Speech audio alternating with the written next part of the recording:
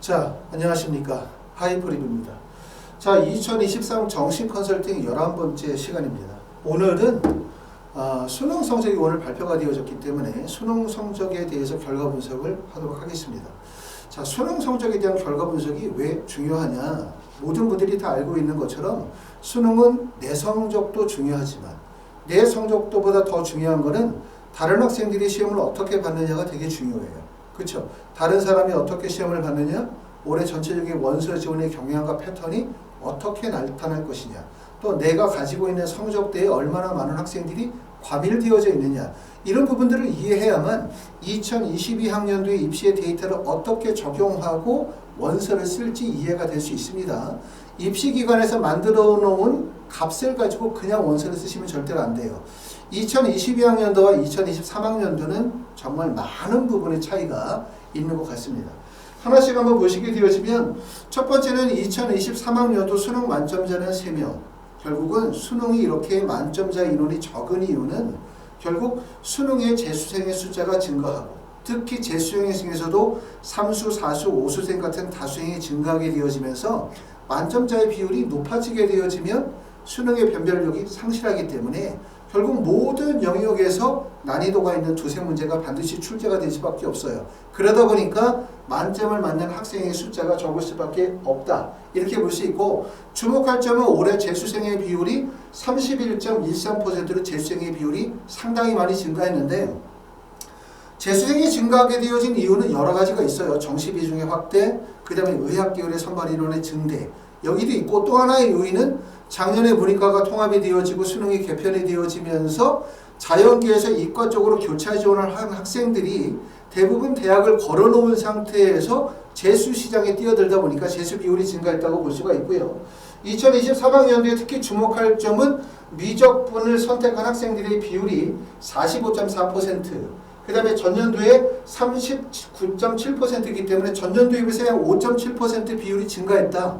미적분을 선택한 학생들의 비율이 5.7% 증가했다는 것은 결국 재수생의 증가와 영향력이 있는 거죠. 재수생의 증가와 관련성이 있다고 볼 수 있는데 미적분을 선택한 학생들의 비율이 증가했다는 얘기는 간단히 말하면 자연계 학생들의 비율이 증가했다는 얘기죠. 이 점은 인문계 학생들 입장에서 볼 때는 전년도보다 입시가 조금 더 수월해졌다고 볼 수 있고 자연계 학생들 입장에서 볼 때는 전년도보다 입시가 더욱더 힘들어질 수밖에 없겠다라는 점을 예상할 수 있기 때문에 미적분을 선택한 학생들의 비율의 5.7% 증가는 입시에서 매우 주목할 부분이라고 볼 수 있고 이 5.7%의 학생들이 말씀을 드렸던 것처럼 작년에 대학을 붙여놓은 상태에서 재수시장에 뛰어든 학생들이라고 생각한다면 이 학생들이 원서를 쓸 수 있는 지점을 생각해 보시게 되어지면 결국은 자연계 상위권 학과의 경쟁이 되게 치열할 수밖에 없겠다라는 점을 생각하실 수가 있을 것 같고요. 자, 영어 영역의 1등급은 비율이 전체적으로 7.83%를 차지하고 있기 때문에 지난해와 비슷한 정도이기 때문에 영어의 영향력은 그만큼 축소가 되어졌다. 이렇게 말씀을 드릴 수 있습니다. 자, 국어 영역을 보겠습니다. 국어 영역은 전년도에 비해서 난이도가 상당히 낮아졌어요. 상당히 낮아졌죠. 지금 보시는 것처럼 2022학년도에 만점자의 표준 점수가 149점일 때 2023학년도 만점자의 표준 점수가 134점이기 때문에 무려 만점자의 표준 점수 차이가 15점 정도 하락했다. 15점 정도가 하락했다는 얘기는 입시가 완전히 바뀐 거예요. 그러니까 2022학년도의 데이터를 기반해서 2023학년도에 원서를 쓴다는 것은 정말 터무니없고 말도 안 되는 거예요. 왜냐하면 2022학년도에 국어의 만점자의 표준 점수가 149점일 때 2023학년도의 만점자가 어떻게 된다 했습니까? 134점으로 15점 정도 하락했기 때문에 입시의 패러다임이 완전히 바뀐 거죠. 틀 자체가. 그렇게 보실 수가 있고 그러면 만점에서 1등급의 간격은 2022학년도에 18점 그 다음에 2023학년도에는 8점이기 때문에 만점자의 표준 점수만 급격하게 낮아진 것이 아니라 만점에서 1등급 간의 표점도 18점 차이에서 8점 차이로 줄어들었어요.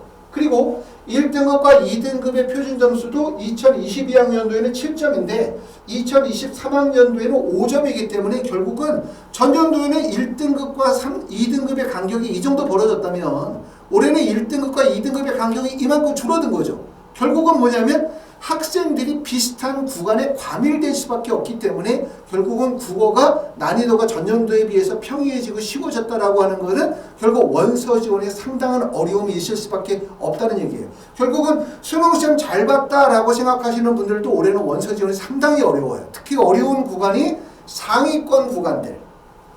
내가 만약에 가지고 있는 성적 대여지가 상위 1% 이상이거나 2% 이상의 상위권의 점수를 가지고 있는 분들도 전년도에는 입시를 결정지을 수 있는 요소들이 여러 가지가 있었죠. 국어의 난이도가 높고 수학이 높고 그 다음에 과탐에서 일부 영역에서 표점이 높다 보니까 결국 국어시험 잘 보고 수학시험 잘 보고 과탐시험 잘 보신 분들 입장에서 볼 때는 대학을 쉽게 선택해서 대학을 갈 수 있는 입장이었지만 올해 같은 경우는 전년도에 비해서 상당히 대부분 난이도가 쉽게 나왔고 특히 그 중에서도 국어 같은 경우는 난이도가 크게 하락했고 수학 같은 경우만 난이도를 유지하고 있기 때문에 사실상 수학 한 과목 잘 봤다고 해서 대학 결정을 쉽게 결정 지을 수가 없어요. 결국은 대학을 확정적으로 결정을 지으려면 최소한 두 개의 요소에서 변별력이 발생이 돼야 돼요. 두 개의 요소라고 한다면 첫 번째는 수학 또는 국어 또는 과탐에서 이렇게 두 개의 영역에서 변별력 차이가 발생이 되어지면서 학생들 사이에서의 점수폭이 벌어져야만 대학 선택이 쉬워지는데 말씀을 드렸던 것처럼 수학을 제외한 나머지 영역에서 점수폭이 축소가 되어지면서 결국 원서 지원이 상당히 어려워질 수밖에 없는 상황입니다. 자, 국어 영역을 2022학년도와 2023학년도를 보면 아까 말씀을 드렸었던 것처럼 2022학년도는 1등급과 만점의 간격이 18점 2023학년도는 1등급과 만점의 표점 차이가 11점 정도밖에 되어지지 않는다라는 얘기이기 때문에 점수 차이가 그만큼 많이 축소가 되어진 거죠. 자, 2023학년도에 되게 중요한 지점은 뭐냐면 1등급 지점에서는 1등급을 맞는 것이 중요한 것이 아니라 어디? 표준점수 128점을 맞느냐 129점을 맞느냐가 되게 중요한 요소일 거예요. 왜냐하면 128점을 맞은 학생들이 누계가 4,146명이고 이 중에서 전체적인 누적 인원을 따지면 얼마냐면 이게 1,910명이에요. 다시 말하면 128점의 표준점수를 맞은 학생이 4,146명일 때 129점을 맞은 표준점수를 맞은 학생의 숫자가 1,779명이고 그 다음에 128점을 맞은 학생의 누계가 1,910명일 때 129점을 맞은 학생은 6,764명이기 때문에 결국은 국어 영역은 어디에서 판가름이 나냐? 표준점수 128점이냐 129점이냐가 되게 중요한 거예요. 그렇기 때문에 여러분들이 이제 원서를 쓰시게 되어질 때 꼭 뭘 봐야 되냐면 내 점수가 표점이 몇 점이냐도 중요하지만 내 표준점수에서 실제 표준점수와 동일한 점수를 맞은 학생의 숫자 그리고 두 번째는 전체적인 누계에서 구간을 잘 이해하셔야 돼요. 구간을. 지금 보시는 것처럼 2등급 같은 경우도 124점을 맞느냐 125점을 맞느냐에서 점수 차이가 크게 벌어지죠. 124점을 맞은 학생의 누계가 34,000명 정도 되어질 때 125점을 맞은 학생의 누계가 27,157명이기 때문에 결국은 몇 등급을 맞느냐 표점을 몇 점을 맞느냐도 되게 중요하지만 내가 가지고 있는 내가 맞은 표준 점수가 경쟁의 구간 내로 들어가느냐 경쟁 구간 밖에 있느냐에 대한 부분이 되게 중요할 수밖에 없습니다. 어찌됐든 첫 번째 말씀을 드리면 국어 영역은 전년도에 비해서 난이도가 크게 축소가 되어지면서 학생들이 비슷한 성적대에 과밀되어져 있다는 점, 이 점을 꼭 보셔야 되고 두 번째는 내가 만약에 2등급을 맞았다라고 하면 그 2등급 중에서 내 성적이 124점이냐 125점이냐가 되게 중요할 거고요. 1등급을 맞았다고 한다면 128점이냐 129점이냐에 따라서 결국은 대학의 선택의 폭이 큰 폭에서 달라질 수밖에 없습니다. 자, 수학 영역을 보도록 하겠습니다.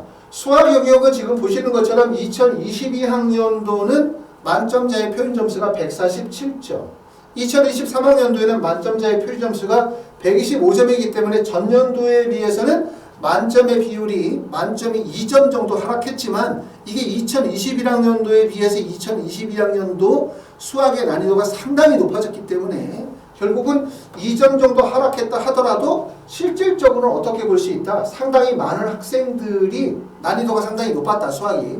이렇게 보실 수가 있고요. 만점과 1등급의 간격에서 보면 2022학년도는 만점과 1등급의 간격이 10점이었어요. 근데 2023학년도에는 만점과 1등급의 간격이 12점 차이로 벌어졌죠. 결론적으로 얘기하면 뭐냐면 표준 점수 만점은 전년도에 비해서 2점이 하락했지만 만점과 1등급의 간격은 더 벌어졌다는 얘기예요. 결국은 뭐냐면 수학은 전년도보다 난이도가 더 높아졌다. 이렇게 보실 수가 있겠죠. 수학은 전년도에 비해서 더 난이도가 높아지고 결국은 만점과 1점 간의 간격이 1등급의 간격이 더 벌어졌기 때문에 수학을 잘 봤다라고 하면 경쟁력이 생기는 거예요. 수학을 못 봤다 그러면 입시가 완전히 어려워지는 거죠. 왜? 국어도 쉬웠고 영어도 쉬웠고 과탐이나 사탐이 전체적으로 변별력을 발생시킬 수 있는 다른 학생들을 이겨낼 수 있는 점수의 폭이 발생이 되어지지 않았기 때문에 수학까지 못 봤다라고 하면 결국은 뭐냐면 많은 학생들이 과밀되어져 있는 집단대로 들어갈 수밖에 없어요. 결국은 뭐냐면 다른 학생들로부터 벗어나서 대학 결정을 하기가 어려워지는 상황이다. 이렇게 보실 수가 있고 1등급과 2등급의 간격을 보면 전년도 같은 경우는 137점과 127점 10점 사이가 났었지만 올해 같은 경우는 133점과 126점에서 7점 차이 간격이 벌어지는 거죠. 1등급과 2등급은 간격이 축소가 되어졌고 2등급과 3등 같은 경우도 전체적으로 축소가 되어진 거예요. 그렇다고 해서 수학이 쉬워졌다고 볼 수 없는데 특히 주목할 점은 수학 같은 경우는 만점과 1등급의 간격이 전년도보다 벌어졌다는 거죠. 그러니까 결국은 수학 시험을 잘 보는 게 정말 중요합니다. 올해는. 왜 중요하냐면 국어 쉽고 영어 쉽고 과탐도 그렇게 어렵게 시험 문제가 출제가 되어지지 않았기 때문에 또 시험 문제가 어렵지 않다가 중요한 게 아니라 다른 학생과 나의 격차를 벌릴 수 있는 요소가 오로지 수학밖에 없어요. 특히 수학에서도 뭐냐면 1등급을 맞느냐 만점 사이의 공간 내로 들어가느냐에 대한 게 되게 중요하다. 왜? 1등급과 만점의 폭이 확대가 되어졌기 때문에 이렇게 말씀을 드릴 수가 있고 보시는 것처럼 2022학년도에는 표준점수 만점 표준점수가 147점 2023학년도에는 145점으로 2점 정도 하락했지만 1등급과 그 다음에 만점의 표준점수의 간격이 2023학년도에는 145점에서 133점으로 점수가 12점이 됐고요. 2022학년도에는 147점에서 137점으로 10점 정도의 간격이기 때문에 이 폭이 벌어진 거죠. 이 폭이 벌어진 거고 특히 수학을 잘 봤다의 기준은 바로 어디에 있냐면 표준점수 136점을 맞느냐 137점을 맞느냐의 격차가 엄청나게 커요. 결국은 상위권 대학을 가려고 하거나 의학계열 쪽으로 가려고 한다면 어떻게 돼야 되냐면 국어나 기타 과목 시험 다 잘 봐야 되고 특히 수학 같은 경우에 시험을 잘 봤다의 기준이 136점을 맞느냐 137점을 맞느냐가 큰 격차다. 왜냐하면 137점을 맞은 학생의 누계는 7,483명인데 136점을 맞은 학생의 누계는 13,942명이기 때문에 바로 136점의 기점이 상당히 중요하다고 보실 수가 있고요. 2등급에서는 130점을 맞았느냐 131점을 맞느냐의 격차가 크죠. 여기는 26,000명 그 다음에 33,000명 정도로 130점이 되어지면서 결국은 학생들의 누계가 몰리는 현상들이 벌어지고 있기 때문에 말씀을 드렸었던 것처럼 결국은 내 성적대가 몇 점이고 그리고 내 성적대가 속해져 있는 학생들의 숫자가 얼마나 과밀이 되어져 있고 또 실제 내가 가지고 있는 표준 점수가 얼마나 점수의 경쟁력이 있는지를 조금 전에 말씀을 드렸었던 것처럼 상위 누적 비율 그 다음에 전체적인 학생들의 누기를 통해 가지고 확인하셔야 되고 요걸 통해서 뭘 알아야 되냐면 내 점수가 경쟁력이 있겠다. 적극적으로 상향을 할 수 있겠다. 전년도보다 조금 더 나은 대학을 갈 수 있겠다. 아니다. 전년도에 비해서 실제 내가 가지고 있는 성적대에 많은 학생들이 과밀되어져 있기 때문에 점수의 경쟁력이 매우 적구나. 그렇기 때문에 원서 지원을 조금 더 안정적으로 해야 되겠구나. 라고 하는 부분이거나 또는 내가 원서를 쓰는 지점에 실제 얼마나 많은 학생들이 과밀되어져 있겠구나. 라고 하는 부분들을 지금 보여드리는 이런 누계나 상위 누적 비율을 통해서 이해하실 수가 있습니다. 자, 과탐 같은 경우는 전년도에 비해서는 사실상 그렇게 커다란 영향력을 보이지는 않는다라고 생각하는데 과탐에서 가장 어려웠었던 것은 화학인 것 같아요. 물리는 지금 보니까 1등급 표준 점수가 70점, 그 다음에 화학은 1등급의 표준 점수가 75점이기 때문에 또 화학 같은 경우는 1등급, 만점의 표준 점수가 75점, 물리는 만점의 표준 점수가 70점이니까 만점의 표준 점수가 물리학과 화학 같은 경우는 5점 정도 점수가 벌어져요. 5점. 표준 점수 5점이면은 대학이 몇 개가 바뀔까? 한 5개? 20개 이 정도까지도 바뀔 수 있는 구간이기 때문에 특히 상위권 대학이고 내가 만약에 이걸 의학계열 쪽으로 가려고 한다면 표준점수 5점은 상상할 수 없을 정도의 점수 차이가 벌어지는 거예요. 그렇기 때문에 내가 과탐을 화학을 선택했느냐 물리를 선택했느냐 또 물리를 선택해서 시험을 잘 봤느냐 못 봤느냐가 결국은 입시의 커다란 요소인데 보시는 것처럼 화학은 1등급이 68점이에요. 그렇죠. 68점. 그리고 물리는 1등급이 67점이기 때문에 1등급에서는 점수 차이가 많이 벌어지고 있진 않지만 결국은 만점을 맞느냐라고 하는 것이 상당히 중요하기 때문에 화학을 선택했다. 그리고 화학을 선택했는데 그것이 만점을 맞았다. 라고 한다면 결국은 점수의 경쟁력이 상당히 높다. 이렇게 말씀을 드릴 수가 있습니다. 자, 생명과학은 만점자의 표준점수가 72점, 지구과학은 만점자의 표준점수가 몇 점이냐면 73점이기 때문에 지구과학은 나름대로 올해도 어느 정도의 경쟁력을 가지고 있어요. 지구과학을 선택해서 만점을 맞거나 화학을 선택해서 만점을 맞았다고 한다면 그러면서 수학 성적이 아까 말씀드렸었던 것처럼 1등급 내에서도 경쟁 구간을 벗어나서 상위 구간에 가지고 있다라고 한다면 충분히 경쟁력이 있다라고 말씀을 드릴 수가 있겠죠. 자, 물리학은 만점의 표준점수가 72점, 화학은 만점의 표준점수가 73점입니다. 화학2 같은 경우에는 보시는 것처럼 생명과학2는 만점의 표준점수가 71점, 지구과학은 만점의 표준점수가 67점 이 정도 나와 있어요. 자, 수학하고 국어의 표준점수를 한번 비교를 해보면 지금 보시는 것처럼 국어 같은 경우는 전년도에 비해서 많이 쉬워졌죠. 그러다 보니까 만점의 표준점수가 144점이고 1등급을 맞았을 때 국어 1등급을 맞으면 표준점수가 126점이에요. 수학을 1등급을 맞으면 표준점수가 133점이기 때문에 국어 1등급, 수학 1등급이 표준점수가 7점 정도 점수 차이가 벌어지는 거죠. 이 7점은 뭐 다 아시겠죠? 상상할 수도 없을 정도의 점수 차이가 벌어지고 있는 거기 때문에 결국은 수학 시험을 잘 보는 것이 입시에서 매우 유리하다. 이렇게 보실 수가 있는 거고 특히 상위권 대학을 가기 위해서는 수학을 1등급과 2등급 만점 사이의 간격에서 점수가 확보가 되어야 되고요. 그 다음에 보통 중하위권에서 제일 중요한 거는 수학의 점수 차이는 크게 발생이 되어지지 않기 때문에 오히려 중하위권 3, 4등급에서는 국어 시험을 잘 보는 것이 오히려 더 긍정적인 요소가 있습니다.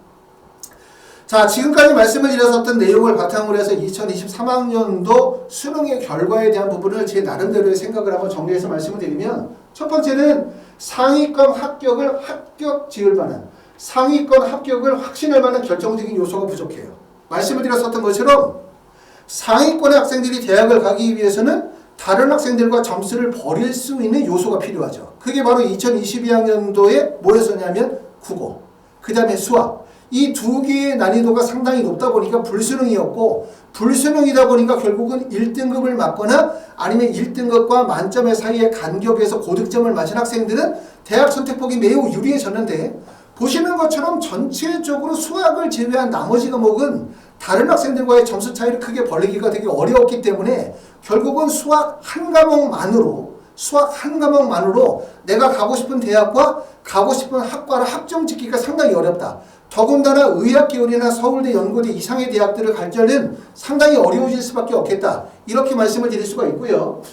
자, 수학을 제외한 국어나 영어나 과탐 영역이 전체적으로 봤었을 때는 평이하고 그 다음에 1등급과 그 다음에 만점과의 간격 또 1등급과 2등급의 표점 차이의 간격 자체가 전년도에 비해서 많이 축소가 되어졌기 때문에 학생들 간의 간격 차이가 많이 축소가 되어졌다. 이렇게 말씀을 드릴 수가 있고 두 번째는 과학탐구의 경우 화학을 제외하고는 전체적으로 비슷한 난이도 그리고 비슷한 정도의 만점자의 표준점수 그 다음에 1등급의 표준점수를 보여주고 있고요. 물리가 70점, 화학이 75점, 생명과학이 72점, 지구과학이 73점, 물리학2가 71점, 화학2가 73점 그 다음에 생명과학2가 71점, 지구과학2가 67점이기 때문에 결국은 표점이 가장 높은 과목은 화학과 그 다음에 지구과학 과목이 표점이 높게 발생이 되어질 수 있는 과목이겠죠. 결국은 내가 만약에 의대를 가려고 한다라고 한다면 말씀을 드렸던 것처럼 수학시험을 잘 보고 수학에서도 경쟁구상 이상의 점수를 발휘하는 거. 그 다음에 두 번째는 과학탐구의 선택이 보시는 것처럼 화학이나 지구과학을 선택한 학생들에게 유리할 수밖에 없습니다. 자, 사회탐구의 경우 과목별 표준점수가 과학탐구에 비해서는 좀 더 큰 폭으로 벌어졌어요. 그렇기 때문에 결국은 인문계 학생들도 어떻게 보면은 수학 시험을 잘 보는 게 당연히 중요하지만 아무래도 문이과가 통합이 되어진 상태에서 수학의 점 차이가 큰 폭으로 벌릴 수가 없다면 인문계 학생들 입장에서 볼 때는 과탐이 더 중요해졌죠. 자연계 학생들은 수학이 중요하다 이렇게 말하면 인문계 학생들은 과탐이 아니라 사탐이 중요해졌다고 말씀을 드릴 수가 있는데 사회탐구 영역 같은 경우를 보면 생활과 윤리가 72점, 그 다음에 윤리와 사상이 72점, 한국지리가 67점, 세계지리가 68점, 동아시아사가 65점, 그 다음에 세계사가 68, 경제가 71, 정치와 법이 74점, 사회문화가 72점을 맞았기 때문에 지금 보시는 것처럼 사회문화와 한국지리의 점수 차이가 무려 표점이 5점 정도 점수가 벌어지고 있기 때문에 말씀드렸던 것처럼 자연계 학생에게 수학이 중요하다면 인문계 학생에게는 결국은 사탐이 영향력이 상당히 클 수밖에 없다라고 생각이 되어집니다. 자, 두 번째로 지금 보시는 것처럼 전체적으로 전년도에 비해서 수능의 난이도가 낮아졌어요. 수능의 난이도가 낮아진 것뿐만 아니라 가장 중요한 거는 국어 영역이 전년도에 비해서 큰 폭으로 난이도가 낮아지게 되어짐에 따라서 전년도에 발생됐었던 성공적인 교차 지원은 올해 발생되기 어렵다. 다시 말하면 대학과 학과 사이에서 고민하는 교차 지원이 발생이 되어질 수밖에 없다는 점을 꼭 이해하셔야 돼요. 자연계 학생들 입장에서 볼 때 자연계에서 원하는 대학을 못 가니까 인문계로 교차를 하면 유리하겠지라는 생각을 하시는 분들이 계시다면 그거는 2022학년도의 입시다. 2023학년도는 성공적인 교차가 이루어지기가 어려워졌다라고 말씀을 드리고 2022학년도에 수세에 몰렸었던 문과 학생들 입장에서 생각해 볼 때는 아까 말씀드렸던 것처럼 미적분을 선택한 학생들의 비율이 전년도에 비해서 5.7%가 늘었다는 점, 또 하나는 지금 보는 것처럼 전체적으로 수능의 난이도가 축소가 되어졌다는 점, 이런 점들이 결국은 문과 학생들 입장에서 볼 때는 자연계 학생들이 교차로 넘어올 수 있는 구간이 매우 줄어들었다, 이렇게 보실 수가 있습니다. 그 점을 볼 수가 있고요. 그 다음에 세 번째는 2022학년도의 입시 결과를 바탕으로 한 원서 지원의 어려움이 예상이 된다.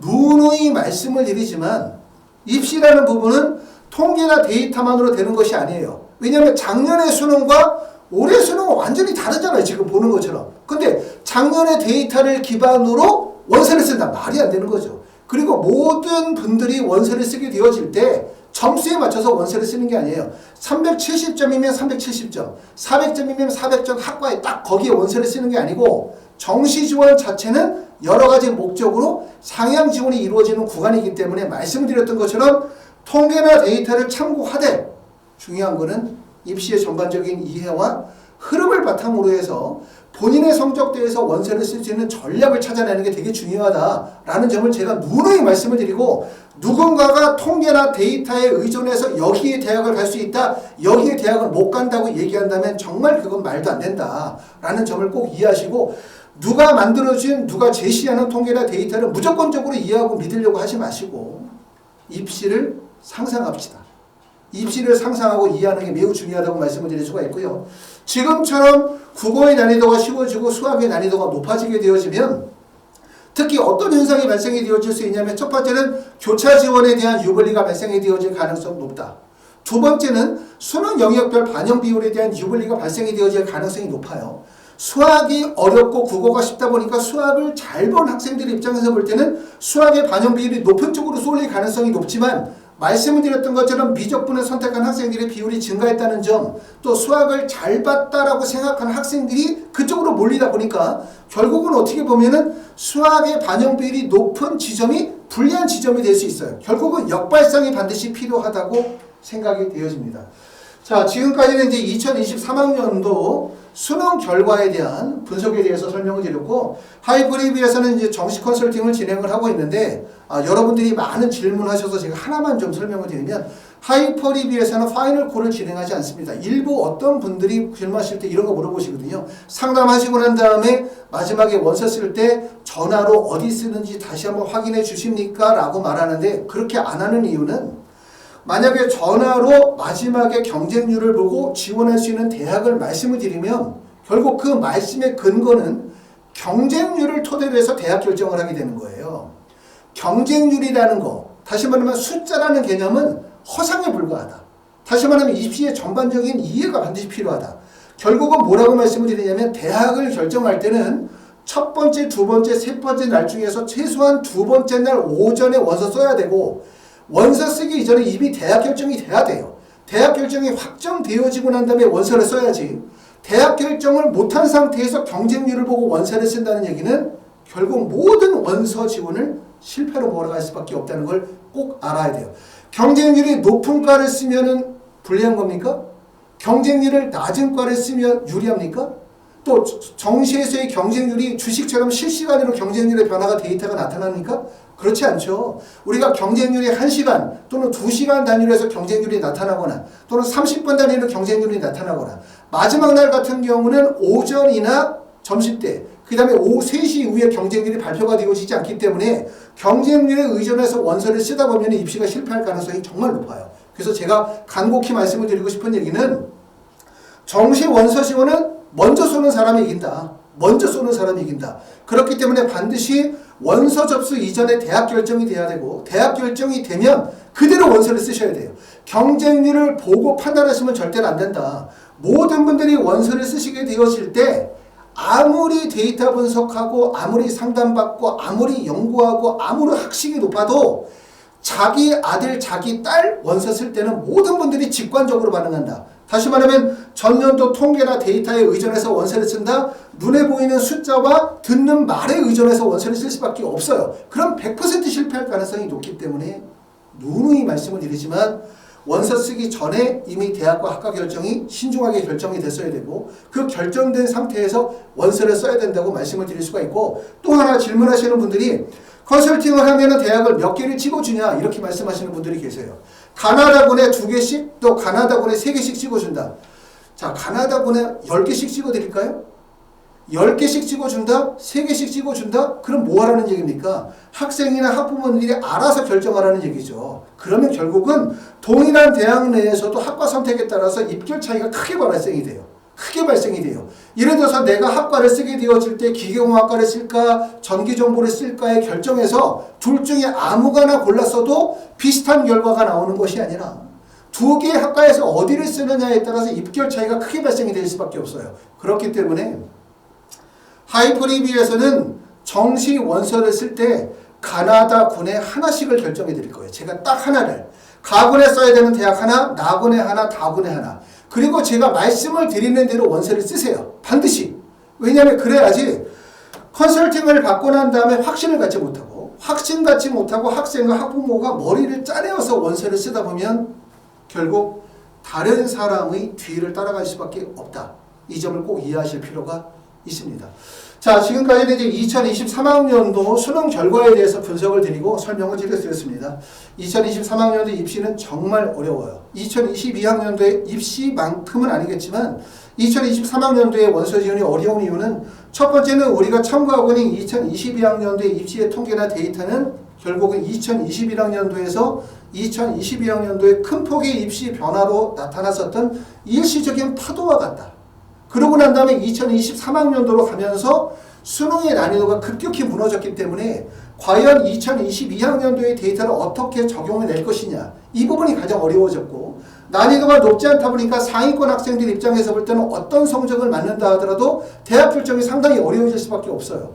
또 1등급과 2등급, 2등급과 3등급 구간에 있는 학생들 입장에서 볼 때는 가고 싶은 대학의 목적은 분명하지만 성적 자체가 과밀되어져 있기 때문에 학생들이 과밀되는 구간을 피하면서 어떻게 결과를 만들어내느냐 무척이나 고민스러울 수밖에 없습니다. 자, 이런 부분들을 바탕으로 해서 계속해서 이제 정시 컨설팅에 대해서 하나씩 설명을 드리면서 도움을 드릴 수 있도록 하겠습니다. 감사합니다.